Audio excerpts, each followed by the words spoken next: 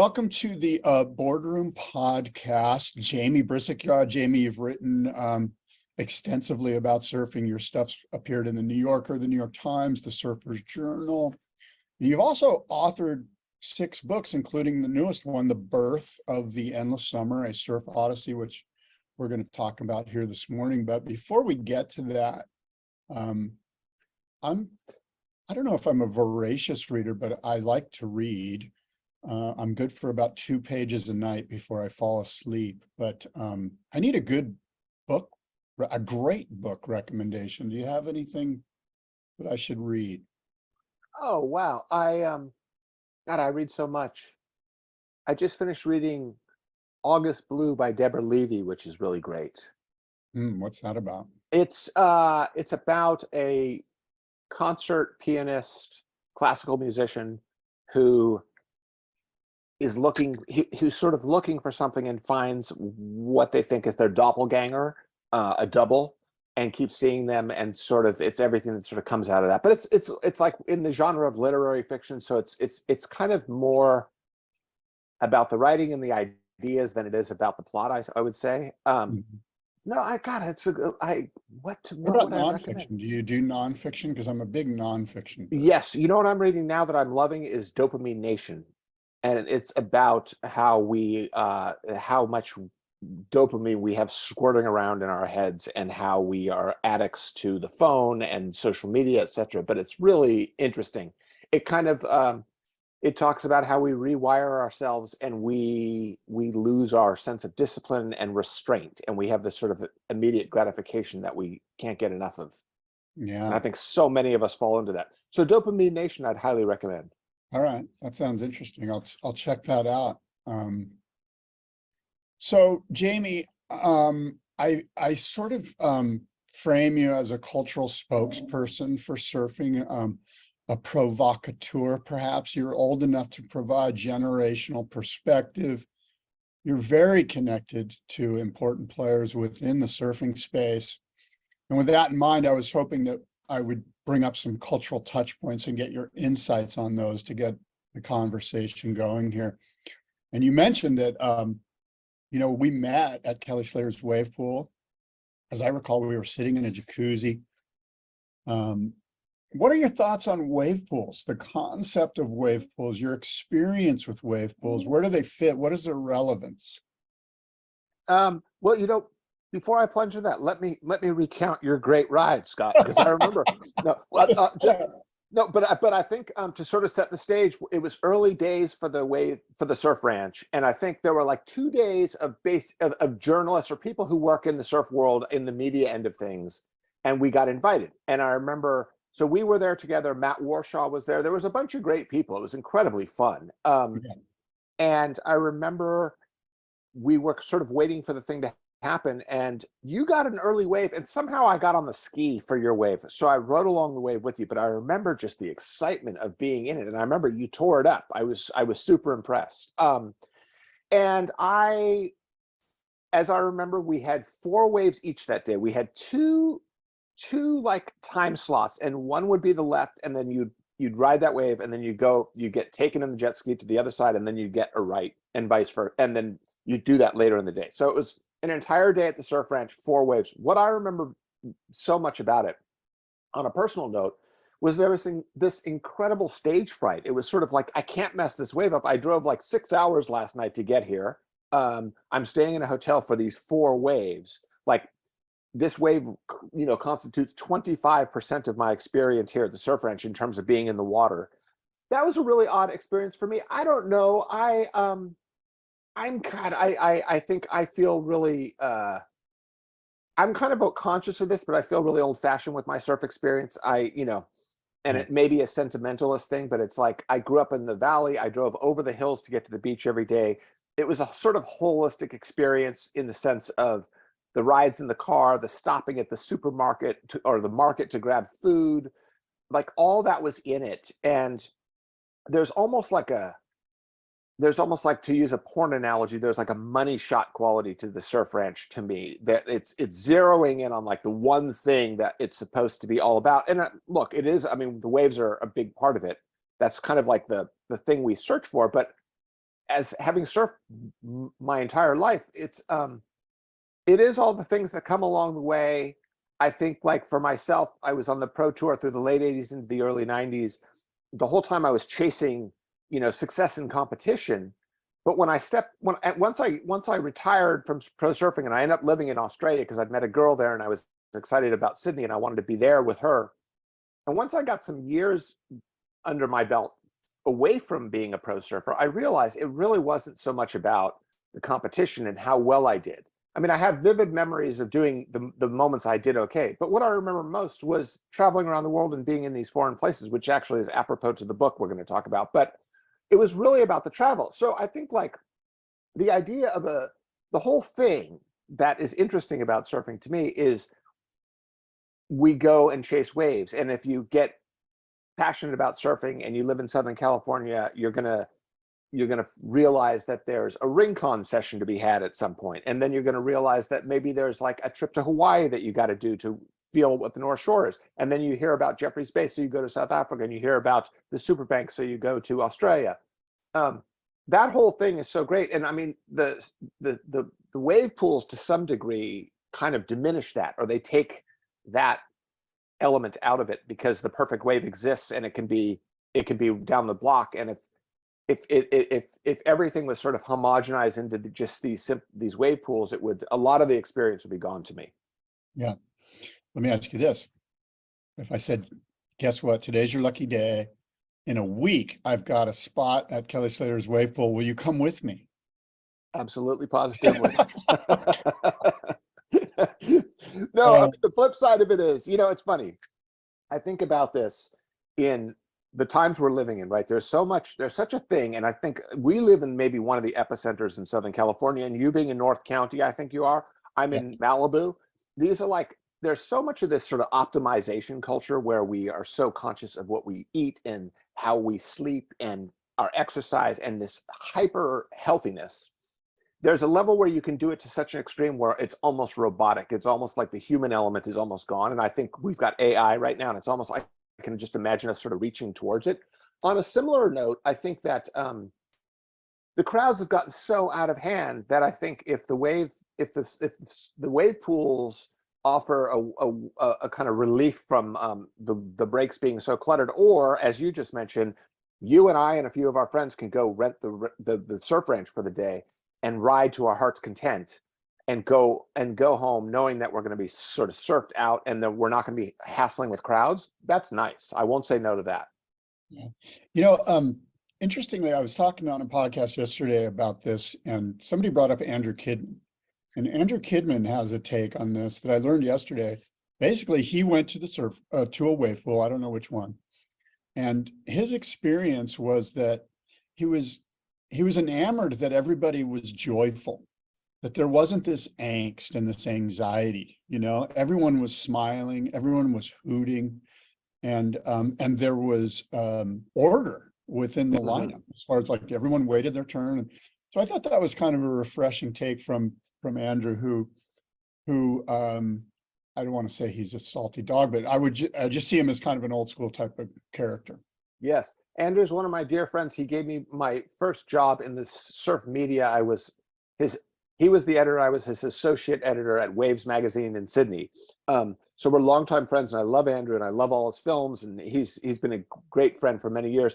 That is, I think, a very good point. And I think, the thing that I hate is I think we all go,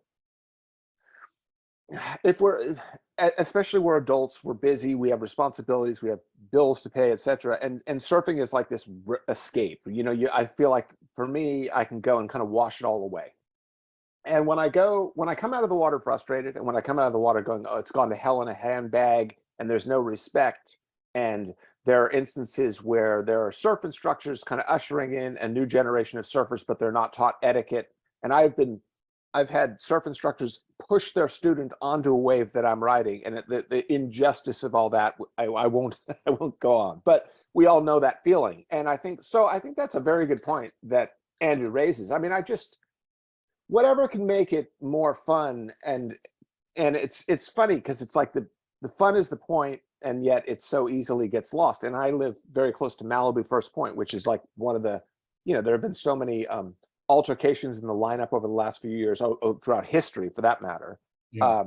But I get to see this thing that's meant to be a good time, but it can go bad, especially on a south swell when, it's been forecasted and everyone's sort of planning that day. Yeah, it's funny. I often think about, and especially at Malibu, the smell of California sage. Like if they could spray that into the wave pool in Lemoore, that would be a pretty cool. Yes. I know I remember the Lemoore sort of fertilizer agricultural smell. And it had, although I did grow up surfing Santa Clara River mouth in Ventura, and when the winds were offshore, you'd get a little bit off the field, you'd get that smell. But it felt like it had no business being in a surf experience for me. I'm used to the brine, as we are, right? It's like we're used to the ocean smell. Okay, what about social media surfing content creators? We've got YouTube, we've got Instagram, we've got TikTok. Do you have a favorite? I'm thinking like, well, let me just leave it there. Do you have a favorite? What are your thoughts on social media surfing content creators? In terms of like a single surfer trying to sort of peddle their wares via clips of themselves, or Yeah, all the maybe above? maybe You know what I think is interesting is for so long it's been, and I think this is going way back, but the model was so often this, you get a part in the film, right? And I grew up, one of the earliest films that had a big impact when I was serious about competition surfing was The Performers by Jack McCoy, which is a movie that didn't get a lot of play because there were music licensing issues, but it was this great film where each surfer, this was the Quicksilver team being portrayed, and each surfer got basically the length of a song. It was like the song started, there was that 3.5 minutes of their surfing, and then it was cut to that. So many skate videos were done that way. Now it's like it's in parallel of our short attention span, instant gratification. It's often a wave. Like you'll go to some surfers' reputations will be built on a ride that they got at Backdoor that winter that they'll throw out, and then there's like Wave of the Winter and all that kind of stuff. I don't know. All of it's fun. I mean, I kind of like dip into all of it. I don't. It's funny because I do so much around the surf world, and it's such an important part of my life. But I don't even really hold myself to like some disciplinary side to it. I really just let my tastes go. It's almost a laziness and maybe like a boring. Are you bored? I don't know. I don't think I'm bored. I mean, I think I realize that I've surfed so much in my life that there are other parts of myself that I want to explore or grow. And living in Los Angeles and having lived in New York for a long time, I recognize. I mean, I think if this is a longer story, but like I came to surfing at a young age. It was the greatest thing that ever happened to me. I landed at the beach at Malibu. I watched the 1979 Sunkist Pro, which Buttons Kaluhio Kalani won. And then I was taken by competitive surfing, and I started competing, doing all the amateur events, became a pro, went on the tour, did that for 5 years, and then fell out into surf journalism without really, I was very lucky. I sort of backdoored my way in because I knew surfing well, but my writing chops and my education was very limited. And I sort of learned as I went along. And as I learned and went along, I had this realization that while surfing is the greatest thing I've ever done, and the surf world is this great world, it's also very small. And while I was traveling on the pro tour, my friends would, jokingly say, "Hey, world traveler." And once I really got perspective, I realized, well, maybe I am a world traveler, but I've existed in this sort of hugging the coastlines and chasing the waves and hanging out with surfers who are all chasing the same thing. And I had this thought that I need to explore other things. I just realized it was an incredibly lucky life to fall into, but I only knew that life and I wanted to know other things. So I don't think I'm bored by it. It's almost, and I hate the expression guilty pleasure, but I exercise restraint into how much surf content I explore. And if I were 22 years old, I might be like scrolling around on everything all day long, but there are other things I want to put in my head. Yeah. Well, along those lines, surfing information, because of what you've mentioned, social media, basically anyone and everyone can kind of give you their insights.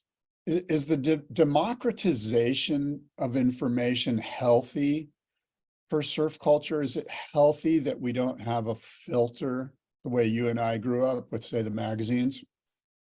Yeah, that's such a great question. I mean, I think the one thing I will say, and having been a surf journalist for a long time and the editor at Surfing Magazine for a period in the late 90s, I think there was a thing where we were so awestruck by the great surfers. I mean, in many ways, the currency, if you're passionate about surfing and you felt the magic of riding a wave, as I know you have, because I watched it close up at the surf ranch, and when you see someone surf beautifully, they're like larger than life, right? Like I still am probably more starstruck around like great surfers than I am around some of the people I've met living in Los Angeles and going to parties in Hollywood, right? Like I'm like in awe of someone that can surf really well. And I think in many ways, for a long time, the media was almost creating these like sacred cows of the surf world, or these larger than life, gods, and never being critical.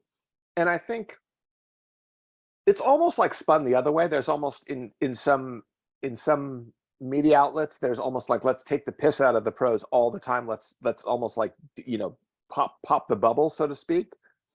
I don't know whether it's fun, and I get a lot of joy out of that. I'm thinking specifically of Beach Grit, and Derek and Chaz are friends of mine, and I think what they do is totally fun, and I go there all the time, and I get a laugh. I think the thing that no, the democratization just gets to throw around so much stuff, and I don't know. Some of it is thought out, and some of it's just sort of instantaneous, trolling and sort of just keyboard warrior stuff. It spans the gamut, but I think it's probably better than being so restrained, where it was like, God forbid you ever say anything critical about a great pro surfer, because we all look up to them, and you can't do that, Well, you bring up a great point, and that is this concept of surf journalism. I think that journalism, and in its healthiest form, investigates and asks tough questions. And I'm wondering if surf journalism is actually a thing. Does it exist? Or are we still so incestuous and so selfish that we're protecting our own interests from the truth? And for example, like there's stories out there, and I'm not even going to mention names. You know who they are. And this is a great example right here. I'm afraid to mention the name of a person because I don't need the drama. I don't need somebody going on Instagram going, oh, and so in that light, is surf journalism still a thing? Yeah, I think it is. I mean, I think it's there. I do a lot of work. Having written for sort of so many of the publications over the years, when going from print to the digital of today. Interestingly, like some of the earliest pieces I did, one of the early journalism pieces I did where I kind of realized what this was do a Q&A of Wayne Lynch, which went in the Surfer's Journal in the first year or two that the Surfer's Journal came out. I think it was 93, so it was 30 years ago. And I continued to work with the Surfer's Journal, and I think there's it still exists as a print media publication, and so the print creates a sort of limited real estate, so to speak, in terms of how much can be in it. You've got like so many pages that you can fill, and the magazine is produced at a certain rate per year. It's not digital where a website where you just keep dumping content on. So I think that there's more kind of thought, and there's an editorial hand kind of gatekeeping what's going to go in and what's not, and it can't be throwaway because it has to count. And as the Surfer's Journal says, it's more of a book than it is a magazine. So I think there it exists. I mean, I do think that in many ways, the digital content has created that, because I think it's like a lot of people, much like a Instagram account, people want a lot of traffic. So it's just like keep throwing stuff up, and then the bar gets lower and the quality gets lower, and we just need to keep posting because that will keep people coming.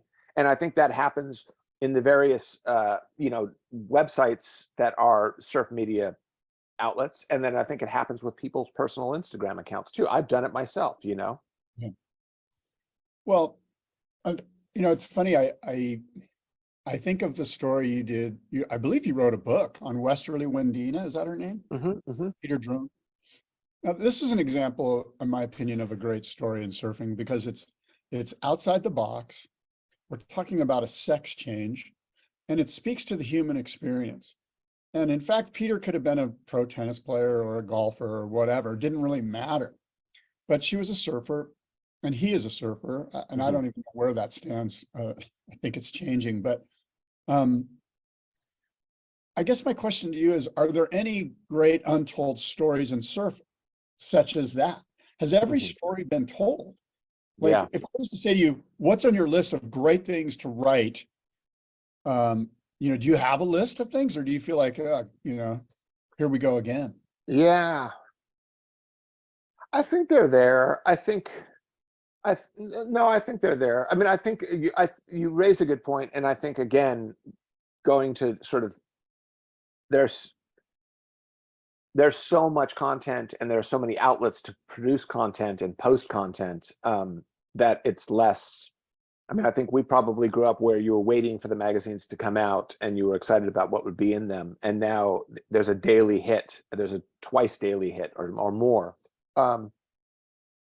Yeah, I think there, I think it What continues. interests you? Like, what, like, when you're like, oh, that would be like, here, I'll give you an example. I've written some examples. So, and you tell me what you think. Sure. I think that the Tavarua origin story could be told. And I mean, it's deep and it's dark and it involves stuff and people who, frankly, unless I'm getting paid a lot, I don't need the drama to bring it up. Like, what's the point? What do I want to get banned from Tavarua? Of course not. I think that's one where it's like, if there was an investigative journalist who wasn't even maybe a surfer, maybe that's the problem. See, is that you and I are too close to it. Yeah. There's perhaps a story there. In fact, I know there is. Yeah. You know, whether it's worthy of a book or just simply an article, I don't know. Right. But that's an example, right? And Yeah. there's some examples on the North Shore where it's like, do we really want to go there, or let's just let that one lay there? Yeah. But what about the concept of quitting surfing? When do you quit? When's your last wave? Have you thought about your last wave? I'm so with you there in terms of, I think to some extent, I think about this a lot as to sort of, it's like the big philosophical question, what is the good life? And I think about that as it relates to being a surfer and a lifelong surfer, and at what point is it diminishing returns, and at what point is it sort of like you're riding into some place where it's lost its magic? I mean, like I'll give you an example. Rincon was such a big part of my life when I was growing up, and when I was at my most serious and at my best as a surfer, I still ride Channel Island surfboards, Al Merrick's, and I would drive up to get a board shaped by Al. And if it were the winter, I would, anytime there were waves at Rincon, I'd jump in. And Rincon was just, I have such good memories. And then I started to realize I'd go to Rincon on a big swell and it would be forecast well in advance. So the parking lot would be packed and I'd feel anxiety before I'd even turned off at Bates Road there. And I hit a point where I was like, you know what?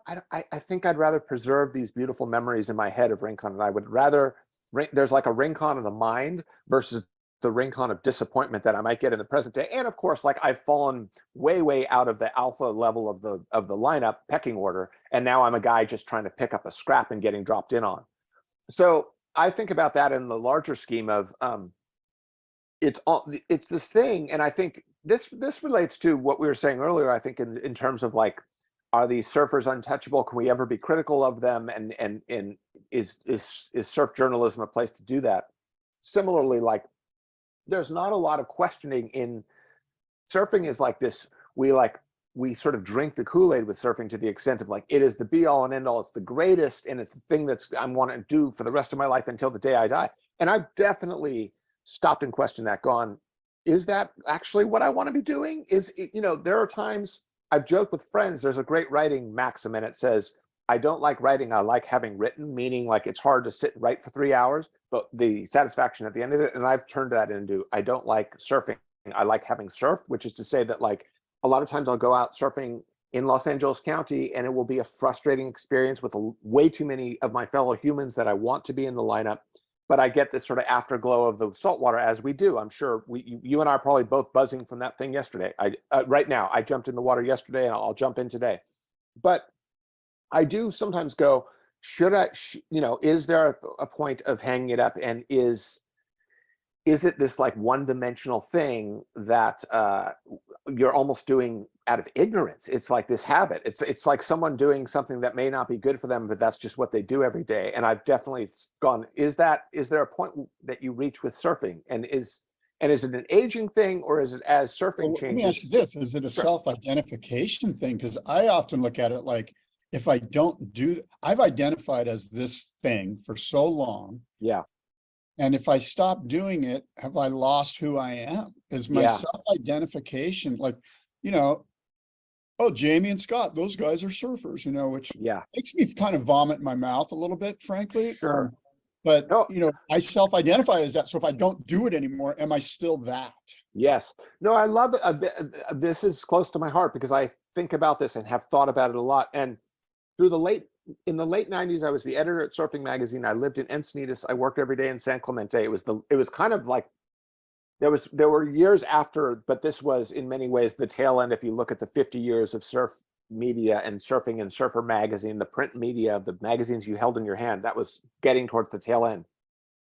And I had the 2.5 years there as the editor, and a couple of things. One, it was a great experience in many ways, and I love the people I work with. It was a disillusioning experience in the sense of it made me realize where surfing had gotten in terms of the advertisers bullying around the editorial, and I didn't like that. I was a purist.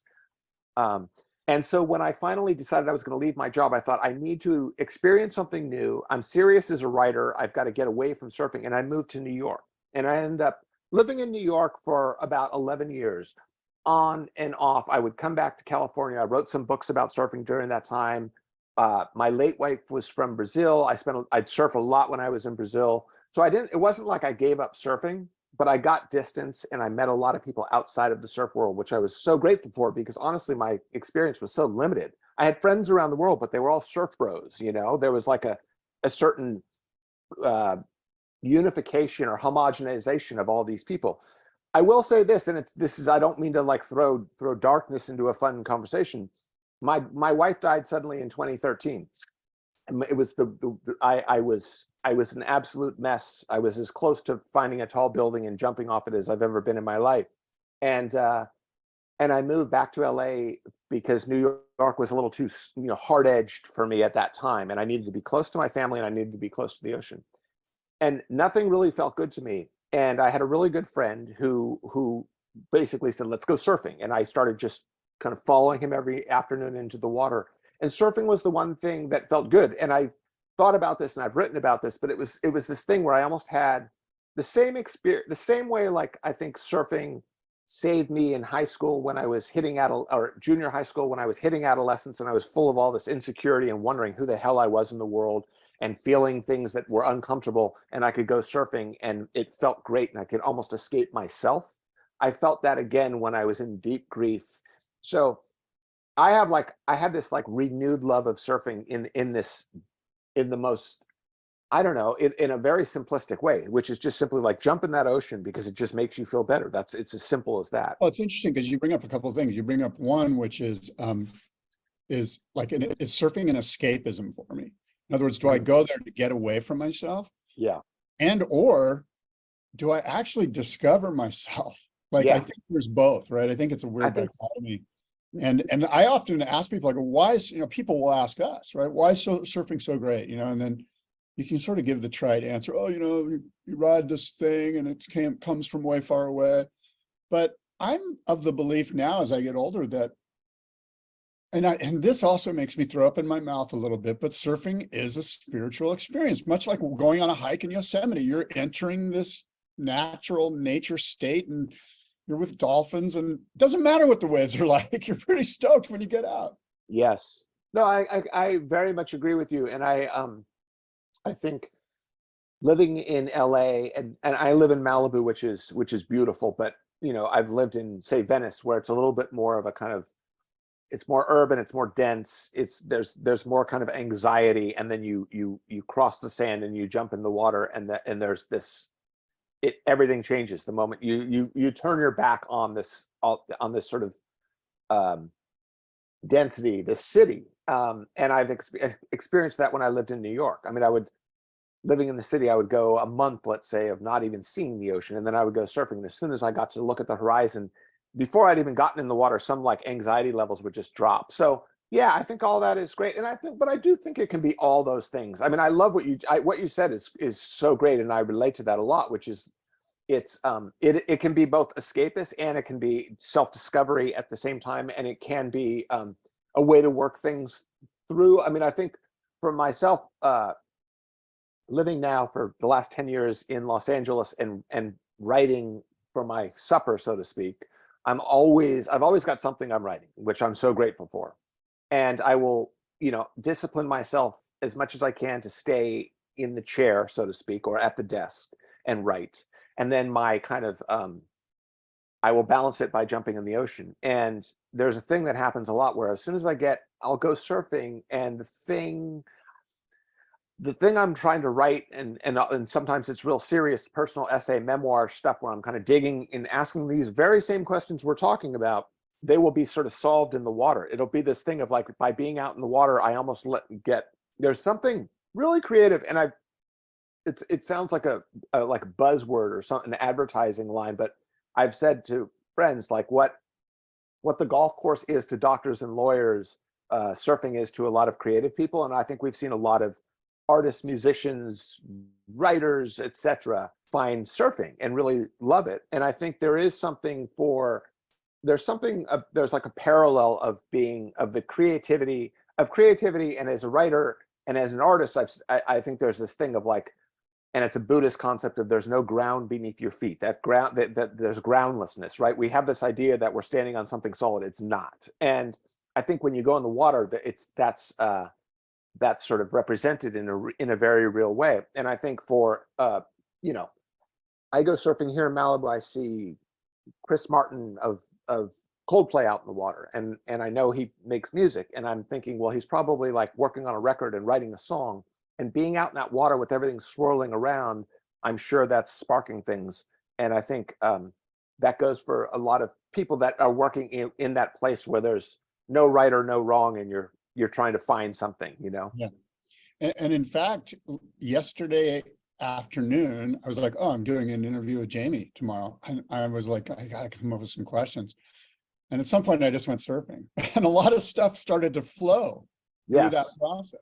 Yeah. The other thing you mentioned, dopamine. And I think it's not widely reported, or not perhaps, I don't know, maybe it is thought about, but people ask me about surfing. I go, well, one of the things is when we go in the ocean, we are going into the food chain, so that when we get out, we don't realize it. I think it's subconscious or unconscious, but we've survived. You know what I mean? Like, Yeah. on the golf course, you're not entering the food chain, Yes. But the fact that we go into the water and we could, and it's, although it's, it's pretty rare, but fact is we could get eaten. And Yeah. There's something subliminal there or subconscious there. Yeah.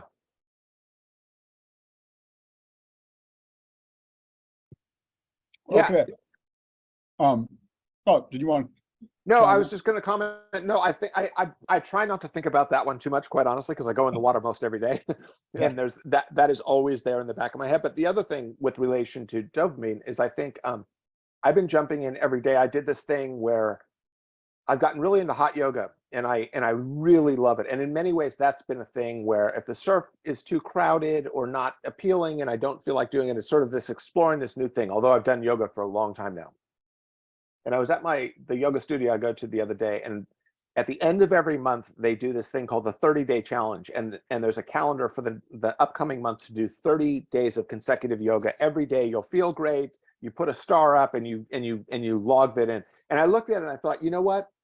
The 30-day challenge, I'm going to do the 30-day challenge, but I'm not going to do it here at the yoga studio. I'm going to do it in the ocean, because I live close enough to why don't I get in the water every single day? So it slowly turned into an advertising tagline, and that is, people do dry January. I'm doing wet June. I'm going in the water every day for wet June. So we're at the end of the month. Today's the 29th. I've gone 29 consecutive days. I started wearing a wetsuit, and the more I learned about cold water immersion, the more I learned about the dopamine levels rising and how it's like this sort of antidepressant. And I really feel that. I mean, I jump in the water every day now without a wetsuit. it's not that cold. It's not doing like the ice bath kind of thing, but it's, 62, and then the wind is onshore, and I often go in the afternoon, so it's been blowing and it feels colder than 62. But that thing, that in a very raw way, this is like I've abandoned the surfboard, but I'm still doing the thing that I've always loved. And by going in the ocean, I just feel so much better. Yeah.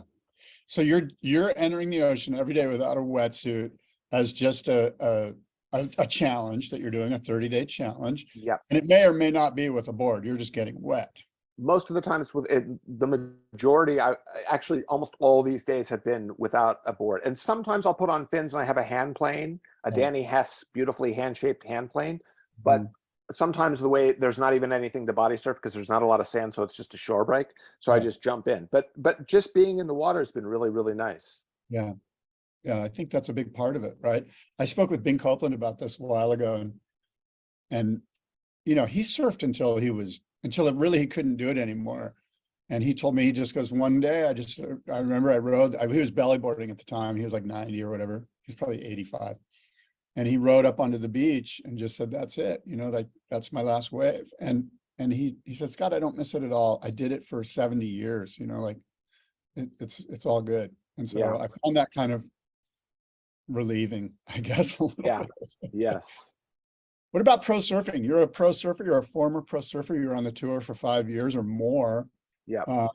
What are your thoughts on the current state of professional surfing? Do you mean the kind of standard of high performance, or do you mean the pro surfing? What are your thoughts? When I say, what are your thoughts on professional competitive surfing? Do you watch it? Are you actively engaged? Have you demoed out of? Is it not in your wheelhouse? No, I still watch. I realize, and it's a thing that I do to myself. It's my own hang up, but I feel like I need to be working and writing every day. And I've realized that watching a pro surfing event, it's not like watching a basketball game.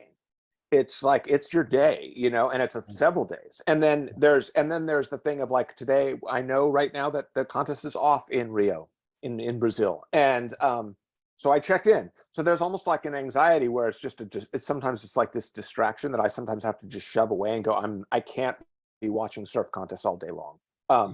However, when I tune in, I always like it. I mean, I don't know. It feels very different to surfing. Is just it's changed so much, and as things do, and as it does, and I try to just sort of allow it to change. But of course there are things that feel. I mean, I think the time that I was on tour, which was the late 80s and the early 90s, as I said earlier, surfing was almost in the middle. It was in the midst of a transformation and a sort of identity crisis, and I feel like I've jokingly said that, like, when I was a pro surfer at that time, the great tennis player was Yvonne Lendl, who was very professional. And I feel like I had Iggy Pop on one shoulder and Yvonne Lendl on the other, which is to say that, like, there was one part of it where it was still this like sexy rock and roll lifestyle, and you party, and like the idea that some sponsor's paying for you to go around the world. Why would you miss going out that night and meeting people and, throwing yourself into it? And then at that time, there was also this thing of like, let's button it up. And you had Tom Curran, the first year I joined the tour, Tom Curran won his first world title. And Tom was hyper professional. He married very young. He was married at this time, and he was an athlete. So I kind of like, I felt like I was being pulled between these two things, where there was a lot of guys I knew who were there for the fun. Brad Gerlach on one shoulder and Tom Curran on the other. Yeah, no, exactly. Brad was a great friend, and he was so much fun. And honestly, looking back now, I mean, I think there were some disciplinary things that I got from the athletic professional side, but I also think that the Brad Gerlachs, the people that were like, hey, we're in France, we got to do everything. Let's find a day, we'll stop through Paris and we'll go to the Louvre, and there was this thing of like, let's drink it all up, let's soak it all in. And I'm glad for that experience, because I think now there's much more of the blinders on athlete thing, and there's more at stake, and there's families being fed, and there's mortgages being paid for multiple homes. And I think, has it stripped out some of its character? Yes, for sure. Has it, I mean, I think like you've gotten like the performance levels have gone up, but maybe the personalities have diminished slightly. And I don't mean that disparagingly, but I think that in the service of being a great athlete, it becomes more no nonsense. Whereas I think the time I was at it, and Brad Gerlach being a great example, your charisma was part of your selling point. Yeah. So on that note, I mean, I think I'm as interested in a lot of the people who are sort of away from the world tour and they're free surfers. Like I think of like a Jamie O'Brien or a Mason Hose, where they're doing some different thing that really you get their personality coming through, Yeah. and they're not going the straight route of competition, because the competitions are so high stakes now that they're like, the athletes are like machines. Yeah. Yeah, that's true, right? There's just too much, not too much, but it's just more professional than it once Yeah. was. Yeah. Can you, why don't we get into your book, Jamie? Give me a synopsis of your recent book, The Birth of the Endless Summer, a Surf Odyssey. What's it all about? So it started, Richard Yellen is a filmmaker who made a film called The Birth of the Endless Summer. And it's about Dick Metz, who went around the world before the actual Endless Summer was made. And he was friends with Bruce Brown, and he had mentioned Bruce's beauties, Cape St. Francis. And so The Birth of the Endless Summer is referring to the fact that this story had actually started before the time that we know it, which is the Endless Summer. So Richard's made the film, he sent me the film to look at, said, let's talk about doing a book. And the film was fabulous. It instantly spoke to me, and I thought, this is great. And this is a story that I'm really interested in and I can explore, because I watched the Endless Summer as a young man. And I think I talk about this in the book, but it really sort of laid down the blueprint for what it means to be a surfer, what we're supposed to do as surfers, how we evolve as surfers, and it's go out and experience things. And I guess I didn't really plan it, although I chased after, competitive glory, and that led me to going around the world, because that's how the world tour works, and I got to surf the great waves of the world. But upon reflection, I thought, after I'd retired from pro surfing, I realized, wow, it wasn't about trying to win the contest. It was about all those experiences. So that is in the book. It's a nonfiction book. There's an element of sort of memoir, personal essay, but it's mostly a research book where I interviewed people about their experiences. And the book was its own kind of odyssey just in talking to people. But yeah, it was lots of fun to write. Yeah. And Dick Metz is a character. I know Dick well. He's a dear friend of mine, and he's a great storyteller, and he's probably a wonderful subject. Dick blew me away. I went to see him at his place in Laguna Beach, and Dick's in his 90s, and just simply watching him talk and his hands, and I thought, I was like, I thought, I can't believe how sort of young at heart this guy is. And at one point we were chatting about his travels, and he had like an epic odyssey, which is depicted in the film Birth of the Endless Summer. And at one point his phone rang, and he grabbed the phone, and it was a friend that wanted him to go to dinner that night. And it seemed like it was like down the street. He was probably going to walk to dinner. It may have been happy hour. I can't remember. But I remember thinking, like, Dick's having this chat and joking with his friend on the phone about whether or not he's going to make it to dinner, and the kind of like inside jokes that were being thrown around. I thought to myself, this is sort of how I was in my mid-20s, and Dick is doing this in his 90s. So yeah, it was really fun talking to him. I mean, those are the things where I realize how lucky we are as surfers to be part of this world. It really inspiring. Yeah, and in many ways, Dick Metz sort of he represents to me that there are still some great stories to be told. Absolutely. And I think of guys like Dick, who, this guy's got backstory that's important to all of our surf culture, Yeah. and Yes. really he was just sort of discovered, I mean, people that knew, but nobody was willing to excavate the story until it occurred. And I'm sure that there are other people like that, Yes. and I'm sure you've chewed on it a bit too. Tell me about this though, because I agree with you that the Endless Summer was sort of like, hey, go discover your perfect wave, and I think Sam George once told me that the very first issue of Surfer Magazine, John Severson's magazine, the very first issue, somewhere it was stated loudly, it was either on the fold or on the back cover or something, where he said something along the lines of, every surfer should go out and search and find their perfect wave. Mhm. And Sam's take on that was, you know what, this is what's led us down this path of anxiety of sort of wanting to hoard resources. Like if we had never been told that we had to go find a perfect wave, if in fact on the back of Surfer Magazine it just said, hey, go surf, doesn't matter what the waves are like, you're going to be stoked. Mhm. Our whole direction perhaps may have changed, but because Severson had this sort of you know, broad statement, and then the Endless Summer backed it up with this, go find the perfect wave, travel around the world and search for perfect waves. It's sort of created this path for us that it could be argued isn't really healthy. What are your Yeah. thoughts on? No, I think that's so interesting. I mean, my instant thought is it's similar to advertising, capitalism. Where we're bombarded every day with this sense of maybe we're not enough and we need this thing, right? And these things are going to improve our lives. And it's rarely, I mean, it almost goes against the capitalist system to say, like, you're perfect the way you are and you need nothing. I've found my way to a lot of Buddhist studies, and a lot of the Buddhist studies are really about everything is okay. You're perfectly fine the way you are. It's more about accepting that versus reaching and grasping for something else. And I think I've never really thought of it in that context.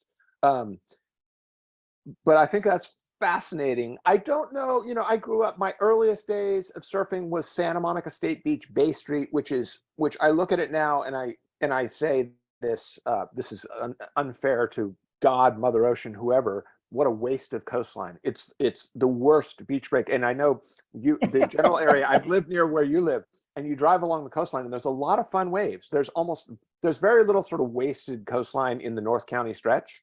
Yeah. There's always a fun wave. Torrey Pines, there's a fun little peak. Yeah. Oceanside stretch, there's a fun little peak. That stretch that I'm referring to, which is basically from Marina del Rey up to Sunset or Topanga, there's really not much meaningful surf. So I think even if the John Severson thing never got into my head, or the Endless Summer never got into my head, the idea that it's out there, I think my surfing skills would have exceeded the tiny knee-high closeouts that I was supposed to ride every day if I didn't leave my place. And I think it would have happened on its own. But it's a fascinating idea, and I love Sam for sort of questioning that. Yeah, I would agree with you that with or without this blanket statement, I think us as surfers, we're just naturally going to go to where the conditions provide better surf. And with that being the case, we're then constantly on the search for something similar to that. And so perhaps it's a bit of a stretch, the hypothesis. Now, the movie and your book both showcase that surfers are enthralled by discovery, that surfers are inherently adventurous. But I'm going to suggest to you that I'm really just a tourist. Like, there's not much adventure in me. And I think for the most part, 99% of surfers have become tourists. Like, we're not packing up a single fin with a backpack and going to Petacalco. Like, you know what I mean? Like those guys did in the 70s. And so the adventure is taken away. Are there any more adventurers? Like, can you think of, like, what does it mean to be a surf adventurer versus just, I'm going to a surf resort, I'm going to, Yeah, that is something I think about. I think it's really interesting. I remember I get this email every morning from the New York Times, and it's about California. I think it's called California Today. I'm not even sure of the title, but I read it. Yeah.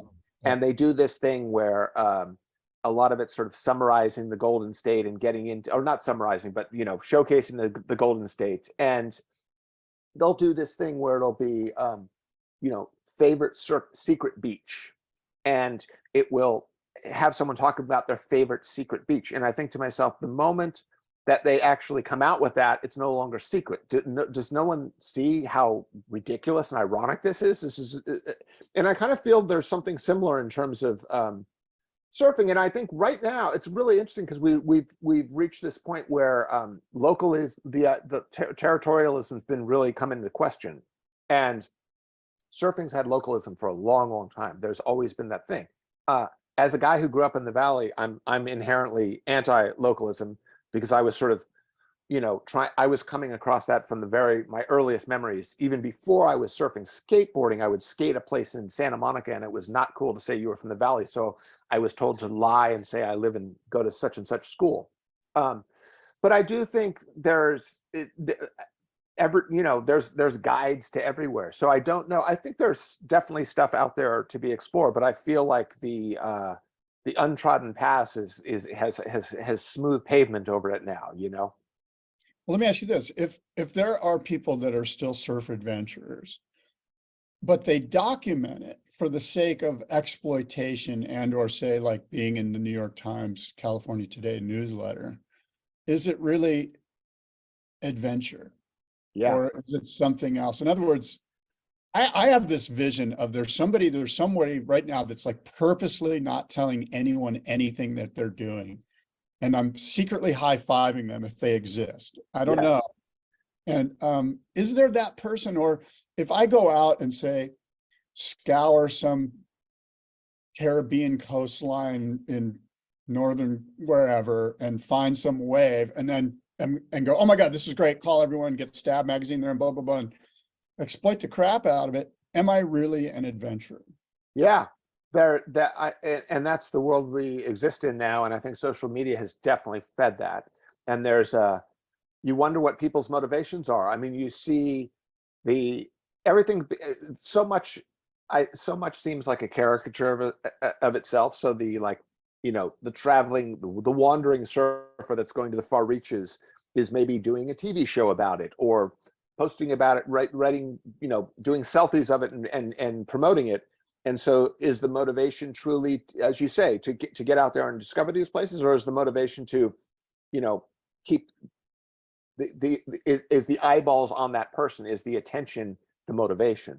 And the attention might lead to sponsors and it might perpetuate that thing, which is something I relate to. I mean, I think about like, there's so much of surfing and the idea of going out to these far-flung locales there is like, at least for me, coming through the pro surfing ranks, it was like a Faustian bargain. It was sort of like, okay, put a bunch of stickers on your surfboard, become like this joke I didn't think of it as a joke back then, but when I look at a lot of the 80s surf magazines that I was in and the Quicksilver's ads that I appear in, it's like, it's almost laughable when I look at myself. But did I get to go out and go around the world? Yes. Did that educate me and open me up to these things that are really valuable that are in this book that I just wrote? Absolutely. So it was this deal. It was this compromise, and I think that goes on a lot today. There's so many more channels to promote that thing, and if you're not doing it through a magazine or a website, you can do it through your own social media channel, and that will be a way of promoting yourself. Yeah. So the self-promotion element is huge. And I think you're right. And I think that secret high five, there are those people out there. And I think the beauty is we don't know about them. It's like when a tree falls in the forest, Yeah. Yeah. But I secretly want to be told about their story, but I don't want anyone else to know about it. Yeah. Because I'd like to go there. Yeah. Wow. Well, tell me a little bit about your book. Like you sent me some stuff about how to access your book. I guess it's available in audio. Did you do the audio? No, Rob Machado did the audio, which was, I was thrilled that he did, honored that he did, and he read the whole thing. That's cool. I had no idea. That's great. Yeah, and Rob features in the book, and he tells a really heartfelt story of his time traveling through Indonesia. The book is published by Scribd, and it's available at scribd.com. And then the Instagram account at Birth of the Endless Summer, there's a lot of information to be found there for the book and the film. And it was Nathan Fletcher's in it, Dick Metz is in it, as we said, Rob Machado's in it, Strider Wasilewski's in it, Cassie Amador is in it, William Finnegan is in it, and it was a lot of fun. William Finnegan, is William Finnegan the last? I almost feel like after his book came out, nothing more can be said about surfing. Like that's it. You know what I mean? Like everything else, unless you and I dig up some of these stories about people we don't really want to dig up, it feels like that's like there's nothing more to be said. I don't know why I have that feeling about it. I just feel like that's it. I'm on to some other topic. Right. Yeah. Bill Finnegan has become a friend. I got to know him when I lived in New York, and he's one of my heroes. He's I've learned so much from him. I was friends with him as he was writing the book. I don't think he knew that he was writing a book that would be so, win a Pulitzer Prize and have such a big impact. And I think, yeah, he describes a really golden period in surfing and his own odyssey through it, obviously. And that is that, that time is long past. In terms of the world being open in that way, those experiences for good or bad. But I do think, I don't know, I think that there's probably, that's happening right now. And it's just we may need the time to see what it is, but who's the last great adventurer? Who's the last great surf discoverer? Or do we not know the answer to that question? Yeah. I come to Timmy Turner, for instance. I'm like, oh, maybe it's Timmy Turner because he went fair on some island in India. Yeah. But did he really need to do that? No, he could have just gone on a boat and lived in the Mentawais and been fine. Yeah. You know who I really like a lot is Torrin Martin. Yes. And he, first of all, I love to watch him surf, and he seems like he's doing a really cool thing. And he travels around with his girlfriend, and he's sincere. He's sailing sometimes. There's something really grassroots and raw and pure and simple about it. And he seems like his moral compass is in the right place with it all. Yeah. Yeah, I think it's out there. And I think it's here's the thing. And I say this as someone who's admired William Finnegan's writing and him as a person for many, many years. He was able to shape into a story his own experience, but also this time so well. And I think that's probably happening right now. It's just that time was always there. It was Finnegan who was clever enough to shape it into the story that resonates with so many of us. Right. I think that thing is happening right now. It's just how to shape it in that way, and what might be what there might be a tinge of disillusionment as we're talking about. And when I talk about, do I pay attention to this WSL? Yes, I do. I love watching the high performance. Does it feel like the surf world that I know and love? No, it feels like it's doing something different than it was. It feels more mainstream corporate. It feels like it's being moved in. It feels more like the NFL than it does in this fringe thing that I came to. That doesn't mean it's dead or over. And that doesn't mean that those stories aren't still to be told. Maybe in the telling of that story is mentioning all those things and navigating those things. Are the great spots around the world all discovered and there's nowhere new?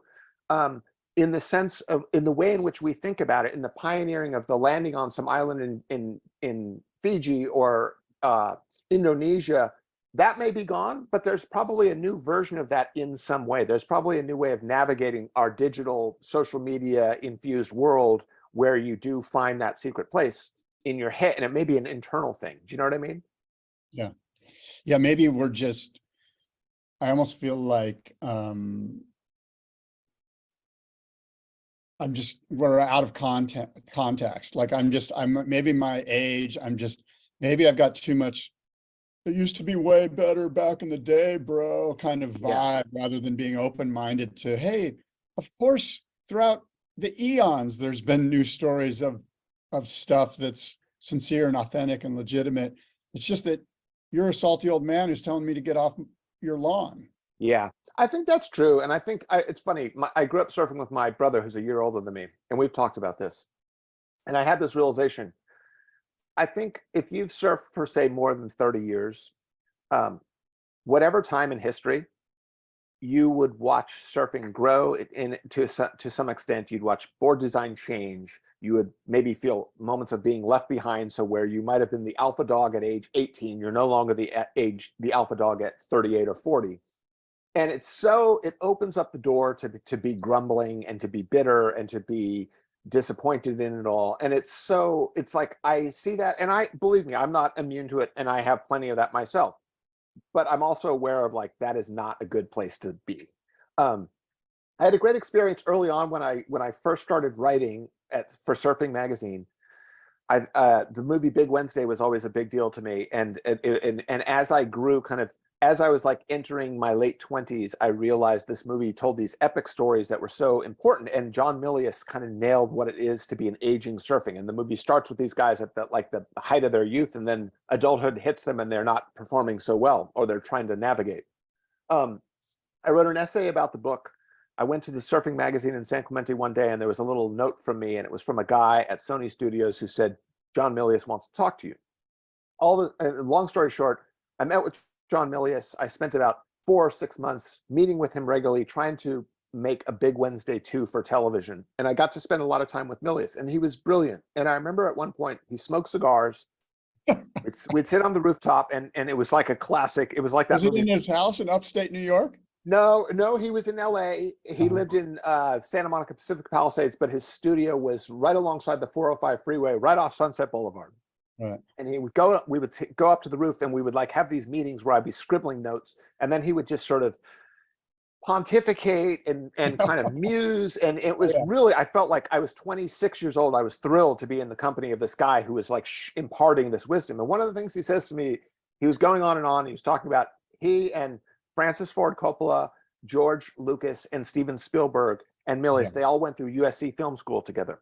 And those I know the story well. You know the story. Real quick. Sure. Milius narrated a documentary film that I did. So I spent time with John, so I can totally relate to what you're saying now. Oh, I love it. Okay, I'll tell my story, and then I want to hear yours. But well, mine's the same as yours. I know what you're going to say, and it's a great story. Please continue. Okay, well, I was 26 years old. I was enthralled, in awe of him, and he was going on and on. And I remember him going on and on about something. His arms were flying. He had the cigar in his hand, and he goes, Jamie, whatever you do, never become bitter. Bitterness is the bile of life, and those tendrils that come out of your head that bring in the new, they close up, and it doesn't come in anymore.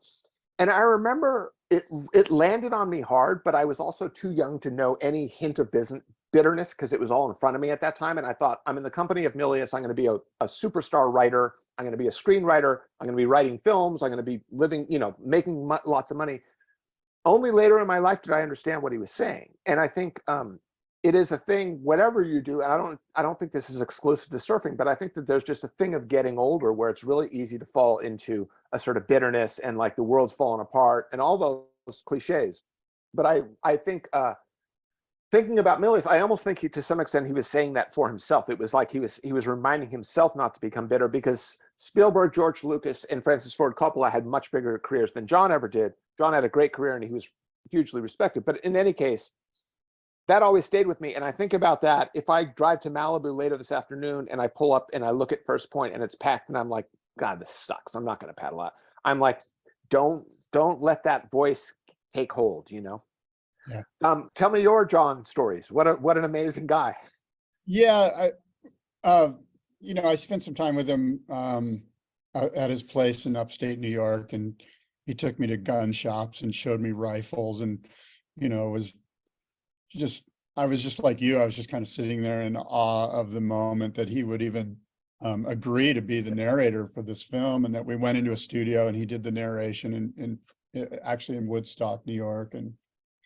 And he told the story about the famous story that's been told about how they all were going to have a piece of each other's first movie. And of course, Lucas was, I think, American Graffiti, and Spielberg's was Jaws, I believe. And of course, Big Wednesday was John's. And so, Lucas and Spielberg weren't too happy with it because they didn't get too much money from John.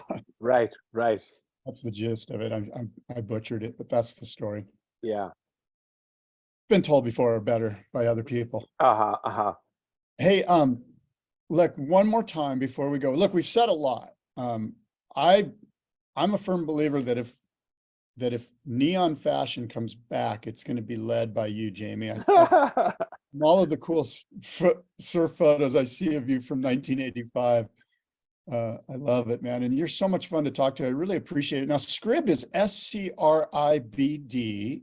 Scribd is where you can find The Birth of the Endless Summer, a Surf Odyssey, your book. It's available in audio It's an ebook form. And you can go there. Scribd, SCRIBD is the place to get this wonderful book about surf discovery and the birth of the endless summer. Yeah, thanks. And it's also, there's the film as well on that. And at Birth of the Endless Summer, there's information about the screenings of the film and also where to get the book. And yeah, I thank you so much. It's so fun talking to you as well, Scott. And I have such good memories of that wave. It's funny, we can talk about all this growing older and evolving stuff, but you know what? Just like jumping on a wave, and I can see it so clearly in my mind. You just flew across this wave, backhand, in the pocket. That's sweet of you. Thanks so much for saying that. And I look forward to seeing you again sometime soon. Hopefully, it's been a long time, and hopefully we can hook up. Maybe you'll come down to the BoardRoom show. I would love it if I could see you there, and that'd be fun in October in Del Mar. Yes, I will try to make that. Okay, buddy. Thanks so much, Jamie. I appreciate it, bud. Thank you, Scott. Okay, bye-bye. Have a good day.